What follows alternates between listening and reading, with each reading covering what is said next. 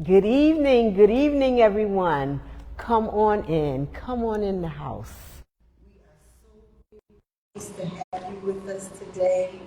I am extremely happy because, for one thing, I'm on vacation. So we are sister to sister, straight up, real talk. I am your co-host, Veronica Hardy, along with my sister, Jacqueline Whitaker, who is also our co-host. And we are extremely happy to be here with you guys once again. And again, I'm on vacation. I'm in sunny Florida, enjoying the weather. And I know back at my home, they said it was a little cool, but I'll be back soon.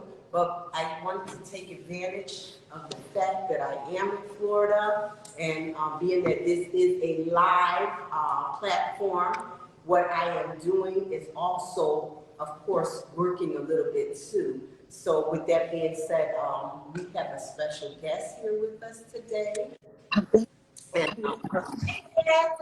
Hi. Hi. yeah, I was just getting ready to introduce everybody. Yes, to our special guest. But before I get into all of that, of course, I wanted to, just acknowledge the fact that if it was not for the good Lord, we would not even be in this space. So I always have to acknowledge our Lord and Savior for that. And just to say again, thank you all for coming in. And at the bottom of our screen, as I always say, we have our comments. We want you guys to engage with us. Send your comments. But this time, when you send in your comments, make sure you let us know where you're coming from. Whatever state that you're located, just put that, just so that we know who's all kind of chiming in, because there has been quite a few people chiming in from different states, and we are so thankful and blessed to receive that. So we ask that you continue sending in your comments, and also make sure you hit the like button, and please share. We can't ask that enough. And again, we appreciate you all. But as you can see today, we have a very special guest with us.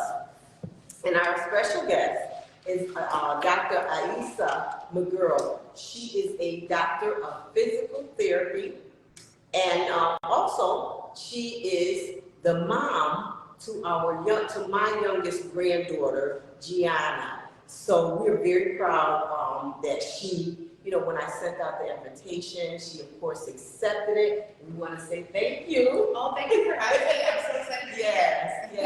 Yes. She is such a wonderful and beautiful, warm, and such a blessing to our family.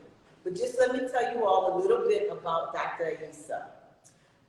This is her bio. Now, mind you, she has a very extensive bio, and I couldn't go into the full details, so I just picked out a few things. She has an extended background. She works extensively in training clients and exploring/understanding methods to reduce pain and improve body functionality, gain strength, and reform the body to a healthy structure. And that is wonderful. I know she works very, very diligently with the body in itself. She has this is her thing. She loves working and trying to gain as much information as she can when it comes to the body. She takes many classes. Even though she's a doctor, she still stays informed with what's going on, and that's what makes her so powerful. And I know she's also actually working on a book also, so we'll go into that a little bit later as well. But I know Jackie has some questions too that she may have wanted to ask. But anyways, it looks like I'm not sure if she went out. But what I will do is I will go ahead on and proceed, and we'll try and get her back. But so I wanted to ask you, Dr. Aissa, what would you recommend for de-stressing? What would be a de-stressing method that you would recommend? I think one of the first things that you could do is just work on your breath. So like a lot of us were just so disconnected from our breath and just us being disconnected from our breath, that's going to cause stress itself. So just relearning how to connect, and we can kind of even talk about that as well. But that is one of the best ways to de-stress and give your body this chance of safety, so that you can actually start to feel a little bit safer within your own skin. That's wonderful. Sometimes a lot of us are just so stressed out, and it causes extra tightness and tension in our body. So that tightness and tension in our body is a source of stress itself. And just by learning to breathe better, we're able to kind of reduce some of that. Okay. That is wonderful. Just wonderful. Can you guys hear me? Yes. Yes. That's wonderful, Issa, because releasing stress is very important for everyone. Yeah, I feel like more common than not, we're all just stressed out, like from like all these different elements, stress from our jobs, our lives, our kids, right. especially kids. A lot of these things, they just stress us out. And a lot of these things we can't really do too much about. Like we can't just quit our job, we can't get rid of the kids. That's So right. a lot of the times we need to find elements that we're able to just bring into our life to just give us this extra sense of de-stress and safety within our own skin. Yes. Yes. Yes. Yeah. You have something? Yeah, Issa, I had wanted to ask you a question. I know Ronnie went into that one, but I'm very curious as to what sparked your ambition to be a physical therapy, to go into physical therapy. What was it in high school, or, as you decided what you wanted to be in life? How did you decide that physical therapy was the way that you wanted to go? Yeah, so I was in probably my senior year, and we had to do like a report on like what field we wanted to go into. And I knew I couldn't sit at a desk job all day. I knew I would go absolutely insane. So I was just going through like looking through different like jobs that would like allow me to be like a little bit more active. So like I would literally go insane if I sat at a desk all day. Right. So I looked at jobs and I saw athletic training, and I'm like, oh, they really don't make much money. And then I saw physical therapists, and I'm like, oh, they make a little bit more money, but they really don't make much money. And I guess I was lucky in that I chose that field, and I actually stuck with it through those 7 years, because it was probably one of the best decisions that I've ever made, just in terms of like learning my own body, but being able to help people learn their bodies as well. Oh, wonderful, wonderful. To be so young and have that vision, that's wonderful. Yeah, It was kind of luck, though. It was kind of luck, because I really didn't know what physical therapy was. I had no clue. I'd never like see a physical therapist. I was injured a lot in like high school and stuff. Like I had like ankle problems, knee problems, various different like aches and pains. But I never actually went to physical therapist. And I didn't actually know what it was probably until like 5 years into school. Right. All that money spent, I had no clue what it was. Isn't that crazy? Wow. Yeah, that is. that is. But you know, Very good. yeah, but we're blessed. We're blessed that you are a physical therapist, because of the fact that,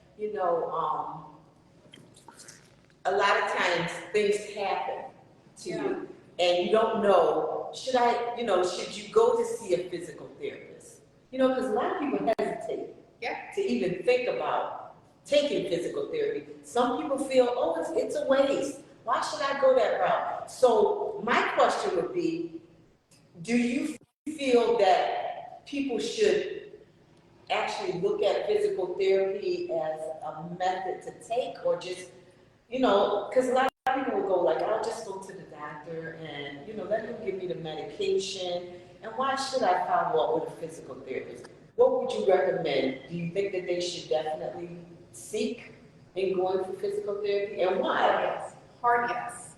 So when you go to a doctor, they're either going to recommend shots, medication, potentially surgery.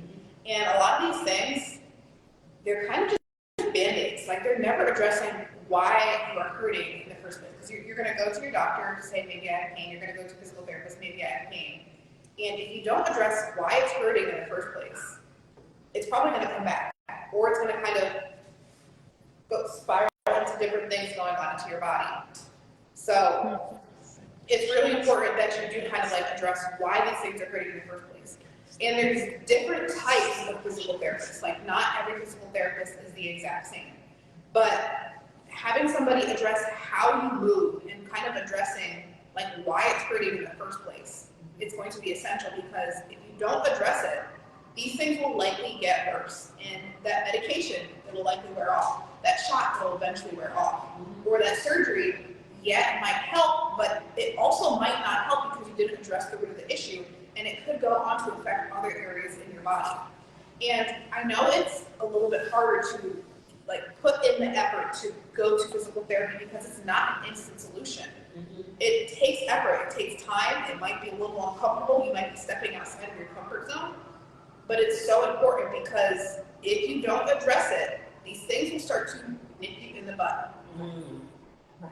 And you're absolutely right with that, Issa, because I remember when I was lifting a case of water, and I pulled my back, and I said, oh, it's just a pull back, I'll take some Advil or, Motrin, something like that. And I did that for a week, and I said, no, this is not working, because it was still there. And due to my age, I said to myself, this is going to get worse and worse. So that's when I called you, and I asked you if you could please send me some exercises that I could do to strengthen my back.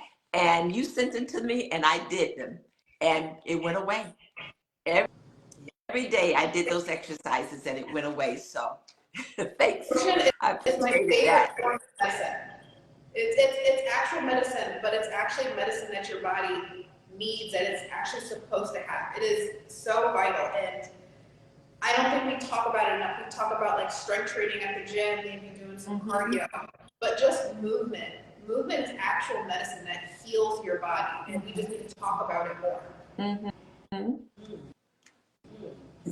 Oh, I just wanted to mention to you all out there too, if you do have any questions that maybe Dr. Issa could answer, if you want to put it in the comment section, please feel free to do that, because this is how, if you have anything that's going on and you may have it laying on your shoulders that you've been wanting to ask, but you just didn't have a doctor that you could ask, feel free. You have the time now. And if she can help you, she will most certainly do so. So please send in your comments.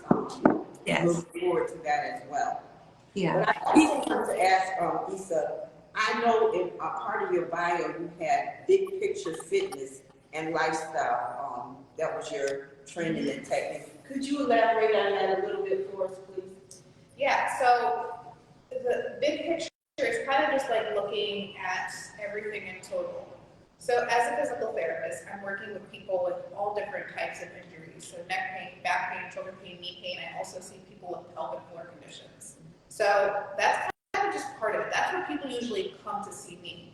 They don't usually, a lot of them, they just don't come to see me just because they want to start working out. Usually something happens which causes them to take a step back and kind of have to address some of these ailments. But a lot of the time in addressing these ailments, what we do is we really address the foundation of how we move. So we address the foundation of how we move with our breath. Our breath is the foundation of how we move. And once we connect with our breath, and we apply this to all different types of movements, whether it's core work, whether it's mobility work, we start to apply this into fitness. So like I said, the breath is the foundation. We just take this foundation of our breath and we apply it to all different types of movements. So it doesn't have to be just mobility work or core work or just breathing exercises. This is literally how we need to be able to do our exercises.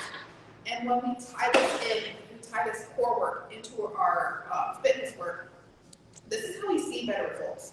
Our body's able to move better, it's able to function better, and we're able to gain more muscle, and we're able to feel so much better in our day-to-day because this is what's helping our body build resilience. So the movement component, it's kind of just that's my area of expertise. But what I found, especially kind of dealing with my own body and my client's body as well, you can't just address this movement component, because if you're eating a terrible diet every day, you're not eating enough, maybe you're eating too much, or maybe you're just eating terrible food, it's going to impact how your body's moving, which is going to impact how your body's feeling. Just like we mentioned, the stress. If you are constantly stressed all day long, that's going to impact how you're moving. That's going to impact how you're feeling. That's going to impact potentially any weight gain, or just how you're showing up in your day-to-day. So when I say big picture, I'm just talking about all of these things kind of coming in to affect the goals that you want to achieve in life or just your overall health. Because when we just do just regular workouts at the gym, we're just on the treadmill doing cardio, and we have like no actual plan, or we're just in the gym doing some type of like lifting activity, maybe just on the machine doing some crunches, and we're not addressing these things as a whole, you're kind of just like spinning your wheels. You're doing stuff, but you're really not doing much to really make any change in your body. So with this big picture stuff, we're trying to take everything all into consideration so that we are able to make the biggest bang for your buck. Okay, so Issa, that's what you meant in your autobiography when you talk about holistic fitness by connecting the body dots. Is that what you mean? This is basically what you're explaining in holistic fitness, connecting the dots.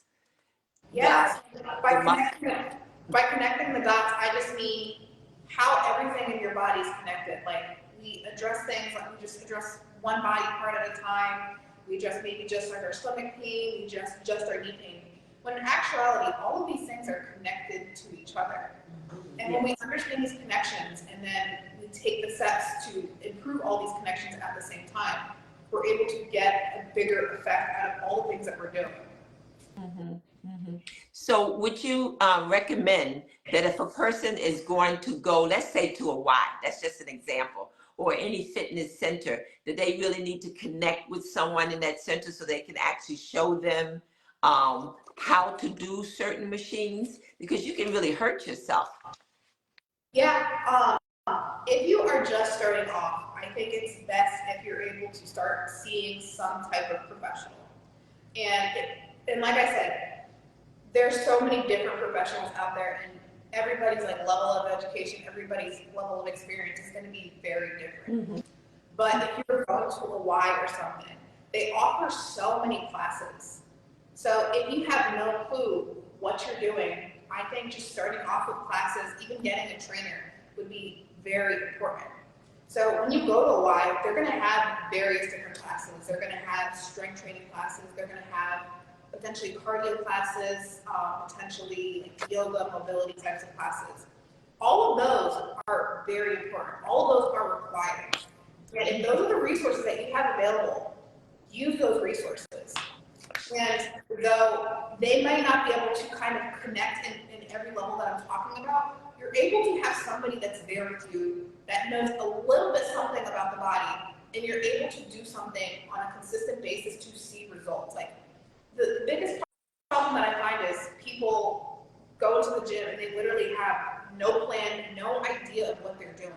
Right. And there's obviously so many levels to it, but if you're able to find somebody that's able to structure something that you're able to do and continuously do, that's when you'll see the biggest improvements. That sounds great. That sounds great. Now, I wanted to ask you, what would be the normal age for someone if they want to start out exercising, but they want to use weights?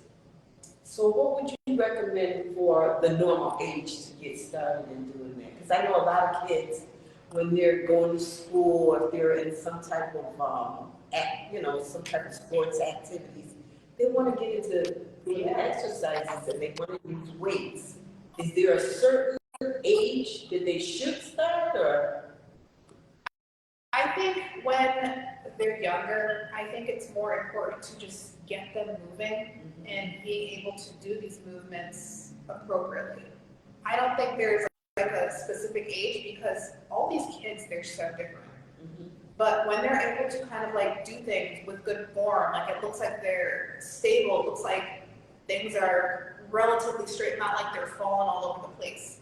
I think that might be a good point where they're able to add a little bit of load.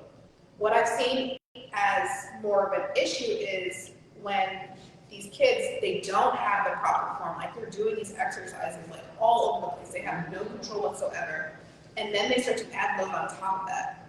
You're just building poor patterns on top of somebody who really has no foundation. Right. And like I said, like this breath and this movement is like the foundation of everything. Kids, they should have it a little bit easier, and they just need to be able to kind of connect with this foundation first. So like what I'm talking about is literally just how humans move. It's just literally how everybody moves.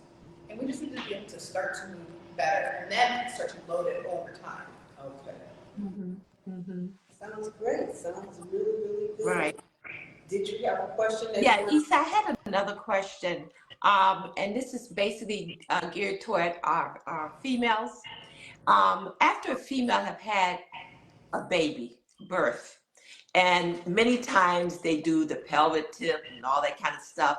But I know that as I was looking at some of your exercises that you were doing, that you were saying that there are certain things that a female has to do with her pelvis to get back into shape to make sure that down there is healthy. Can you go into some details in regards to that, please? Yeah, so our pelvic floor is a sling of muscles. And during pregnancy, there's going to be a lengthening of our pelvic floor just due to having that baby on top of it for those 9 months. And after the baby is out of there, these muscles need rehab and connection. So these muscles, they are lengthened.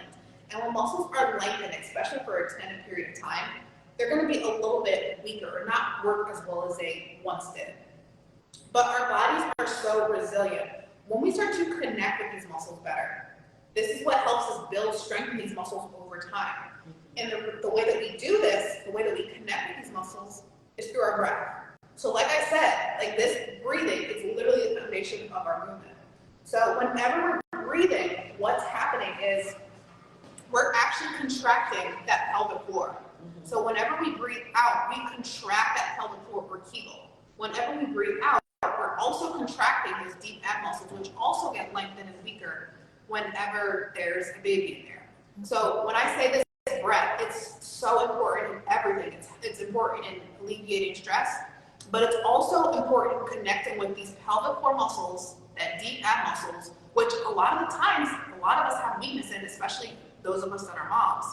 Like, it's extremely important to connect these muscles because, again, this is the foundation of how we move. And when these muscles move better, one is going to alleviate a lot of the pelvic floor symptoms. But when these move better, when we have more control of these, everywhere else in our body starts to move better as well. Mm-hmm. And that's one of the things that they don't teach you after having a baby. You know, you go to the doctor's office, they don't teach you. I guess they expect everything to just come back together. But I think some people, if you don't have those exercises, yeah, if you don't have those exercises, you can be in trouble for a long time. Yeah. You can have issues. Yeah. And the thing is, like, a lot of the doctors, they didn't know. And I think pelvic floor physical therapy, it's being talked about more and more. So this pelvic floor stuff is becoming a little bit more mainstream. But a lot of the doctors, especially back in the day, they didn't know that there was like this stuff that you could do for it. And even now, if you're older, there's still so much that you can do to kind of help your body start to heal. Right. Though it might take a little bit longer just because you've been dealing with some of these issues for a period of time. Your body has an amazing ability to heal itself if you give it what it needs. Right. But that should be a part of the pregnancy plan. You know what I mean? As to how to get yourself back together again. Yeah. Absolutely. So with that being said, speaking about pregnancy, I know during your pregnancy, you were always exercising. And I was, oh my gosh, is she gonna hurt herself? yeah, but it didn't bother me. But so you would recommend doing that during pregnancy? Right? Absolutely. Yes. So it's helpful for you to help reduce aches and pains. It's helpful for the health of your baby. Mm-hmm. It's helpful for the actual birthing process, and it's helpful for returning to feeling like yourself quicker after having your baby. But I also want to point out that you shouldn't just be doing random workouts with no types of like programming, form, resistance. Like, what I did was very structured in that my body was really used to what I was doing. My body was doing very strenuous stuff before, but I also significantly dialed it back during my pregnancy. So if anybody was to go work out during their pregnancy, one, absolutely do it with your doctor's approval. And if your doctor doesn't approve it for any reason, one, make sure you get a second opinion, because exercise is vital during your pregnancy. But if there's any other underlying conditions, that might be when you might have a little bit of a question mark. But we should be working out during our pregnancy. It's vital for our body. Exercise is so huge in everything that we do. But if you are, you're going to have to start to gradually reduce your load over the course of your pregnancy. You want to reduce the intensity, meaning it shouldn't be as hard as it was. You're going to have to reduce the resistance. You really want to make sure that you're really taking care of your recovery, making sure you're doing proper form, you're doing your mobility work, and really that you're connecting with these pelvic floor and deep core muscles, because those are, again, they're the foundation of how we move. And like I said, during pregnancy, these muscles get weaker because they're going to be a little bit more lengthened. And you could actually start to experience some of these pelvic floor symptoms or other aches and pains during your pregnancy due to this lengthening and this weakness of your pelvic floor and deep core. So doing this during your pregnancy actually helps these muscles get stronger, stay better connected, so that you don't get these various aches and pains and experience pelvic floor issues during your pregnancy as well. Yeah. Yes, that sounds about right. Yes. I had, You have something you wanted to ask, Jen? yeah, I just had another question. I was hoping that you would talk to us about the importance of nutrition in transforming your body into, like I always say, a healthy machine. How important is certain foods and things that we eat in regards to combining that with your exercise and your muscles? I think nutrition is probably more important than the movement component. So like, I'm a movement girl, like that's where most of my training is in. But I found that you will not get the results that you want in terms of like how you feel, how your body looks, how your body functions, if you do not address nutrition. So we are literally made up of our food.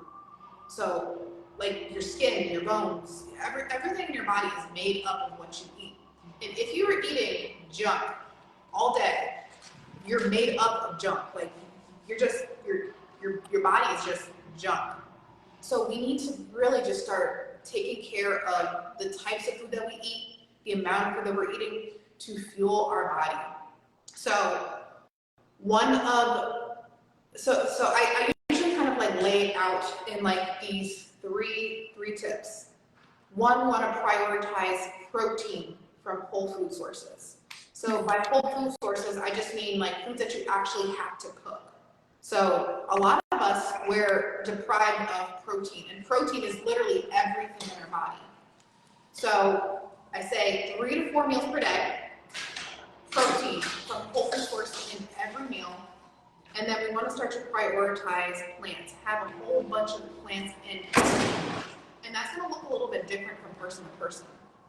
So protein in each meal, have some type of plant in each meal, some type of fruit, some type of veggie, and then some type of carb as well. And I usually don't have to say fats because those are usually in our proteins. Usually we'll get those with our veggies.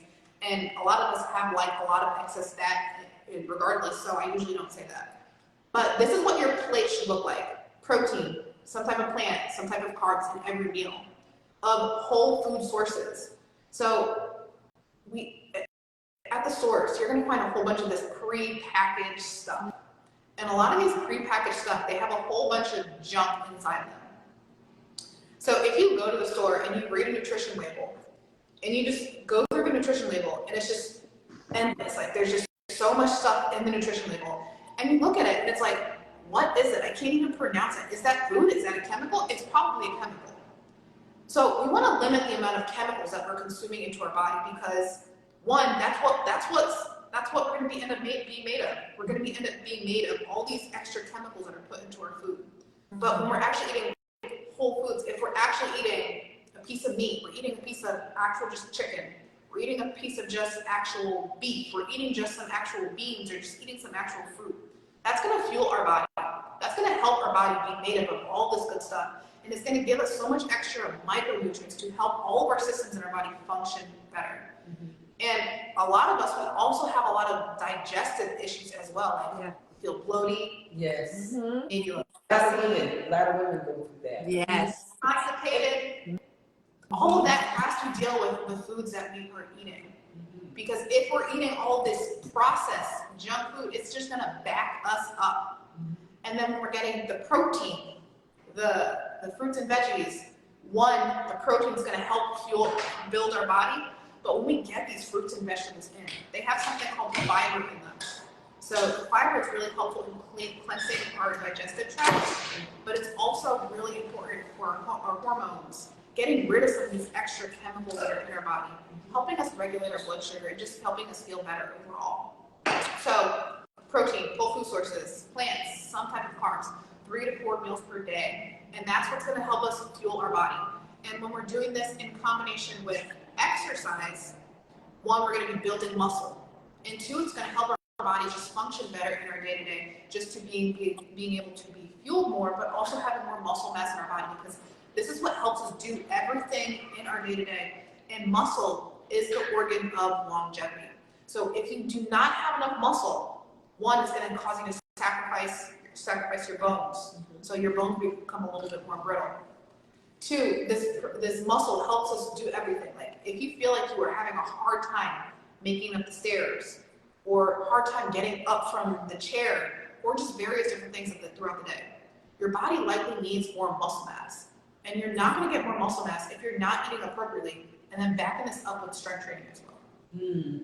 Very good. Yeah, because I know last year around this time when I was sick, and we wanted to go to Florida, and the whole family went, and thank God you were there as well. So I felt comfortable because I know Jackie's a nurse, you was the doctor, so I was cute. And they made sure that I ate the right food, because they went to the grocery store and they prepared it, and she does a tremendous job with making her food. It's a little different from ours. I say it's a little different from what I'm accustomed to, but it actually worked and it made me feel a lot better. So yes, I appreciate all of that, and sometimes I may say, oh, I don't want that, but I know it works. It does work. And you do a tremendous job when it comes to G as well, as far as that goes. So we're thankful of that. Right. But I did want to ask you another question too. When it comes to inflammation in our bodies, because we all have that, is there any type of physical therapy that we could do in the place of some sort of pills or medications to take? It goes back to diet, which is giving your body what it needs. So we want to make sure that we're having, it's fine. Giving your body the appropriate amount of food, types of food, because if you're eating poor quality food, it's going to cause you to have more inflammation. So like all those processed chemicals and stuff, more inflammation in your body. So you're going to get it in your stomach, because that's where the food's going. But all the inflammation that happens in your stomach, all that stuff that goes in your stomach goes to everywhere else into your body as well. In terms of like your joints might be a little bit inflamed, maybe some potential arthritis.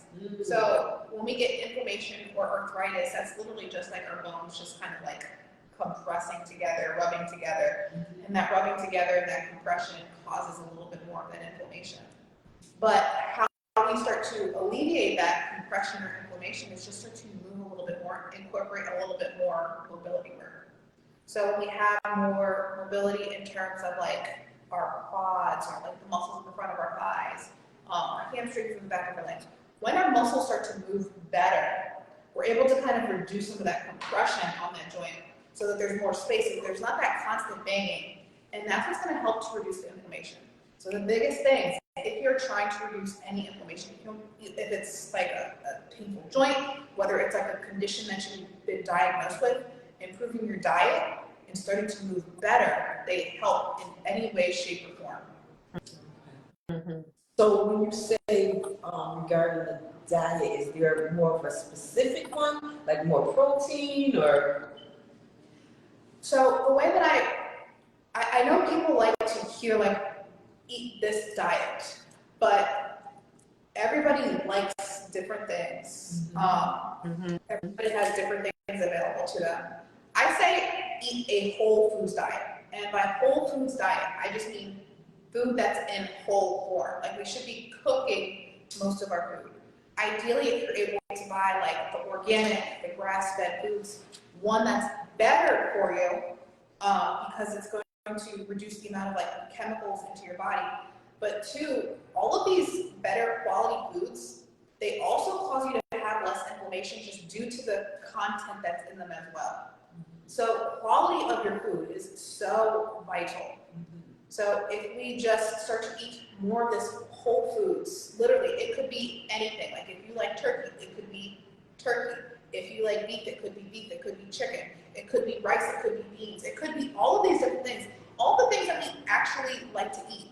But when we make it ourselves, when we make it with good quality food, we can actually enjoy the food, but also see the benefits in our body as well. Like a lot of the foods that we really enjoy. Like I know you guys like your fish or something, and like you have like your salads. She's a fish or something. Yes. Yeah, she knows how we love to cook that fish, and your dad will always eat it. And it's good. Fish is really good for you. Yes. But if you took the fish and you made the fish, and I know it's a little bit harder, like these things to do, they're a little bit harder. If you took the fish and there's like a breading that you use for it, there's a whole bunch of seasonings, and I think there's some type of like corn flour in it. But if you took organic corn flour and you took the seasonings and you put on the chicken, and then you use maybe some like avocado oil or something like that to fry the chicken, it might taste a little bit different, but you would probably get used to it over the course of time. And this could also be something that you enjoy and actually could benefit your body.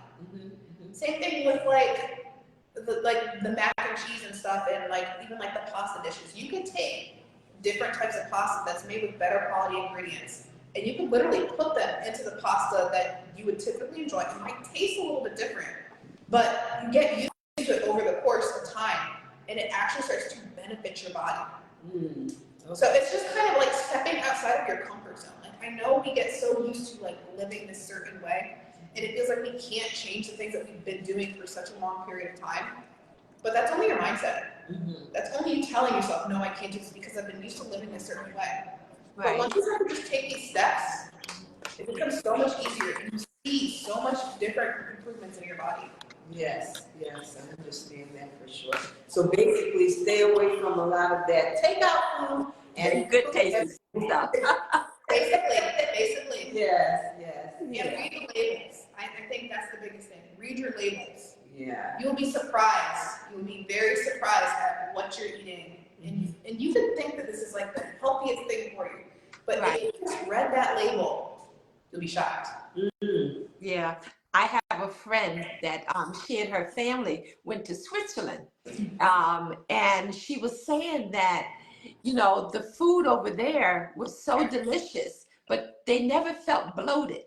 And she said it was because they were saying that they don't use certain chemicals or whatever that we use in the United States is forbidden over there. So she could eat and not feel bloated.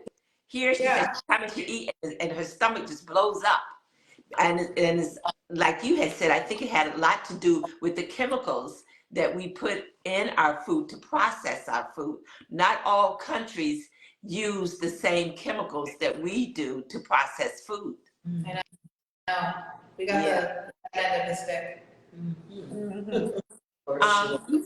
I wanted to ask you one other question. Ronnie, did you have another question about nutrition? No, go ahead. Okay. So the question I have to ask you is stroke patients. You have a stroke patient who, a minor stroke, not a big stroke, but a minor stroke, and it has affected the way that the person walk, in a sense that they can walk, but it's a shuffle. It's as if their muscle mass is extremely weak. You know, their hand, the ability to move their arms and everything is very slow. And how would you work with an individual like that from the beginning? One, I would like to know where the region of the stroke happened, because different regions will affect different things. And if it's on one side of the brain versus the other, you're going to see weakness on one side of the body versus the other, and that could significantly affect their gait pattern. One with them, I would really focus on kind of just connecting with their body better. So like this core training is very important, but this core training with kind of just like their feet on the ground, I think would be really important. Because when we do this core training and then we do activities like with our feet on the ground, that kind of like looks like everyday activities. So think of just like standing up from a chair, engaging your core. I think we did this one before, or we talked about this one before. But those are activities that our bodies are like designed to do. So when we just do these things a little bit more repetitively over time, your body starts to remember these things. Like it's literally just giving your body that it once had in its head that it might be a little bit hard to do right now. One, because they might be deconditioned, but two, that connection from your brain to that part of your body isn't working like it's supposed to. But like once you start to give your body that connection again and you do it repetitively, then you start to load it, these muscles get a little bit stronger. So if they had a stroke and it's kind of just like they're shuffling, it's just they need to start to do more things again. And if there's like any risk of them like falling or anything, or depending on like how severe it is, there's definitely physical therapists that work with people that have strokes, but also working with a personal trainer that might have like a little bit of an understanding with this that won't put them at risk would be really helpful as well. Because a lot of it is just you need to start to build strength and connect with your body and then build back more muscles over time. Okay. And protein and nutrition, of course, would be a significant part of that, building up the muscle mass and things like that. I'm like a broken record, yeah. And it's Okay. like they did all this research to come back to these like 3 solutions: eat better, move more, build muscle. Because this is literally just what our body needs. And though there's like all these like little intricacies of like where you start, like what you should specifically do, and it all kind of like just leads back to this. Right. But if you do these things and you continuously do these things, it's amazing. Okay. All right. Sounds interesting. Actually, I'm sorry, Jackie said, what was No, I you was saying? just saying it's a lot of interesting stuff. A lot of interesting stuff. She has been so informative for us, and I appreciate her coming forward just to give us this information that people may have had questions about all the time. So with that being said, did you want to elaborate a little bit more? Because I know you have a book that's coming out, and we're all very, very excited for her with her book. And like I said, she's someone that is always so interested in the body structure, and trying to, even though she is a doctor, but she tries to gain as much information as possible. She's always taking and getting more courses and, you know, just doing a lot of research and finding out as much as she can. So if you want to elaborate a little bit more on your book, feel free to do that as well. Yeah, so my book is called Connect the Body Dots. I'm very consistent in my labeling. My business is called Connect the Body Dots. My book is called Connect the Body Dots because all these things are connected. So my book is pretty much like helping people understand their body. It's helping people understand their body through my story, just so that people are able to just understand like how all of these things connect. So it talks about how to exercise, because a lot of us don't understand like how to exercise, how to structure a specific plan. It teaches us how to eat, like literally like step by step, like how you should start to eat. It teaches you about the mindset and the habits that you should be doing. And then later in the book, it goes deeper into kind of like all like the intricate systems in our body, trying to teach you about how your body actually works. Because when we understand like how our body actually works, if you're anything like me, if you tell me to do something, I will not do it unless I know why. I won't do it. I need to know why. And I feel like a lot of people, whether they understand this or not, they're not going to do it either. So this really helps you understand like all these systems in your body, how they're all connected, and then what specifically you do about it. Because I know a lot of us that feel so powerless in our health. we feel so powerless in our body. But in actuality, if we understand our body, we connect with our bodies better. There's so much that we're able to do about our bodies. So it just teaches us how to understand everything that's going on in our bodies and how much control we actually have over it. And with this, I also will give you guys access to potentially having like either one of like the challenges, my mobility challenge, or you can potentially get like my 30-day challenge. But it's really just to help people understand their bodies better, because we weren't taught this stuff, or we were taught this stuff without the full picture. And this is where a lot of us kind of tend to like fall back on and kind of suffer as a result of this. So it's really just helping everybody help themselves. Mhm. Very good. Good.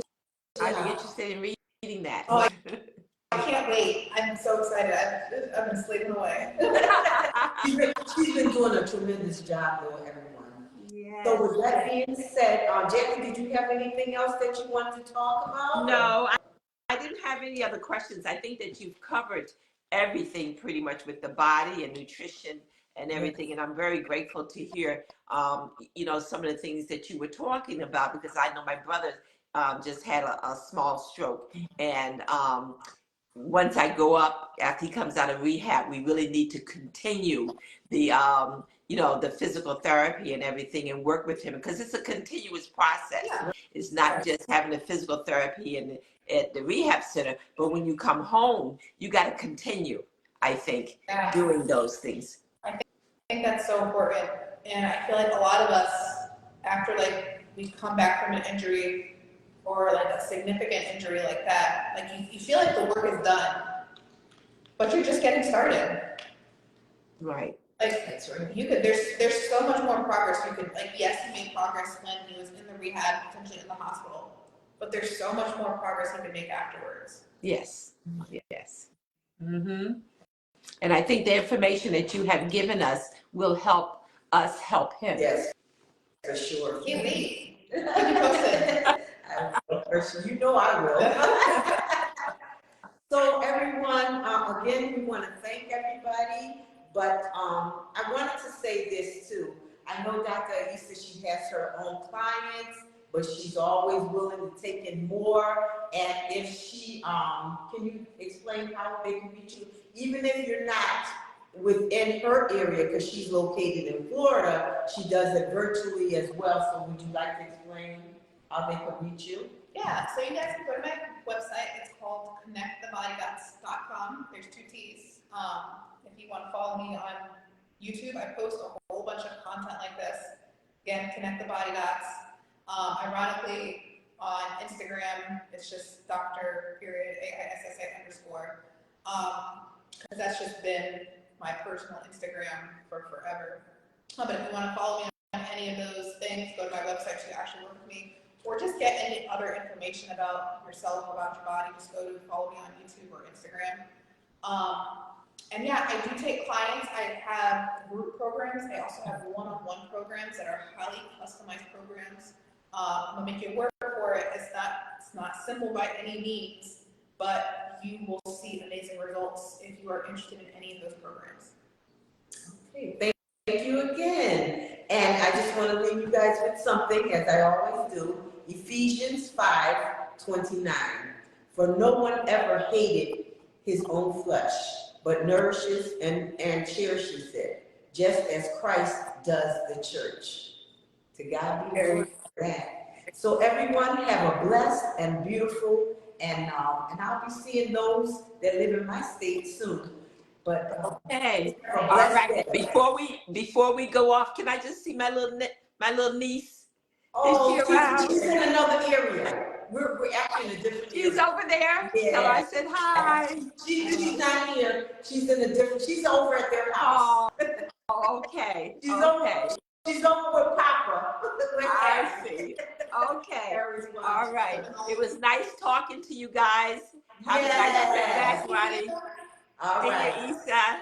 All right. Bye. Peace and blessings. Bye-bye. Bye. Love you all. Love you too.